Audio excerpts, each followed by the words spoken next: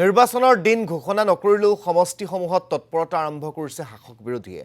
আৰম্ভ হৈছে বোকা ছটিওৱাৰ খেল। কমলপুৰৰ এখন সভাত বিধায়ক দিগন্ত কলিতাৰ কথাৰ ফুলজাৰি। কংগ্ৰেছ প্ৰাৰ্থী সত্যব্ৰত কলিতাক উদ্দেশ্যি তীব্ৰ বাক্যবাণ। সত্যব্ৰত কলিতাৰ আছে হেনো এটা বেমাৰ। নিৰ্বাচন আহিলেই আৰম্ভ হয় সেই বেমাৰ। এইবাৰ নিৰ্বাচনত সত্যব্ৰত কলিতাক এণ্টিবায়টিক দিব লাগিব বুলি মন্তব্য দিগন্ত কলিতাৰ। দিগন্ত কলিতাক উভতি ধৰি সত্যব্ৰত কলিতাৰো মন্তব্য। বিধায়ক দিগন্ত কলিতাক গিৰগাই চুৰ চিণ্ডিকেটৰ নায়ক আখ্যা সত্যব্ৰত কলিতাৰ। ভাৰত কেতিয়া স্বাধীন হৈছিল সেই কথাটোৱেই নাজানে দিগন্ত কলিতাই। দিগন্ত কলিতাক এলজাইমাৰ ৰোগী আখ্যা সত্যব্ৰত কলিতাৰ।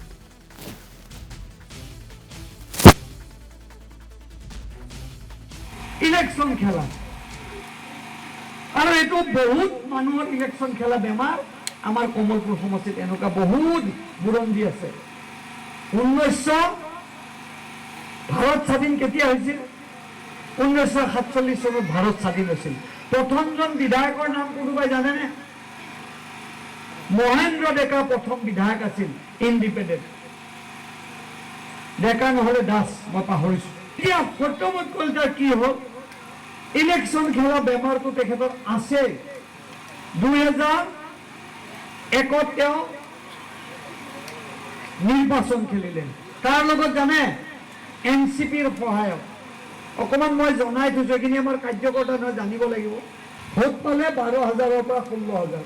হাৰিল মোৰ খুৰী তেতিয়া উত্তৰ কলিতা এমএলএ হ'ল। তাৰপিছত আকৌ 6 ইলেকশন কৰিলে, গণ সংগ্ৰাম নে গণ কিবা এটা দল খুলি, তাতো 18,000 ভোট পালে। আগতকে অলপ বেছি পালে, হাৰিল। 2015 সত্যব্ৰত কলিতাও নাজানে যে তেওঁ বিধায়ক হ'ব। মুখ্যমন্ত্ৰীৰ কৃপাত আমি সকলোৱে লাগি তেওঁক বিধায়ক পাতিলো। মানুহজনৰ এই বেমাৰ আছে। এই বেমাৰী মানুহক আমি ভালকে এণ্টিবায়টিক দিব লাগিব। কি যে আৰু ভৱিষ্যতে যাতে তেওঁ আৰু জীৱনত ৰাজনীতি নকৰে। এইবাৰ এনেকে ধুব লাগিব তেওঁক যে ধুবি যে কাপোৰ যে ধুবে সেনেকে আমি তেওঁক ধুৱাম। এনেকে ধুৱাম ভোটে দি। ইমান দিন দিগন্ত কলিতা ডাঙৰীয়াক মই বেলেগকৈ চিনি পাইছিলোঁ। ঠিকাদাৰ দিগন্ত কলিতা বুলি জানে কমলপুৰৰ মানুহে। বিধায়ক দিগন্ত কলিতা হিচাপে জানে। তেওঁ গিৰগাই চুৰি কাৰ্যৰ লগত জড়িত থকা বুলি জানে।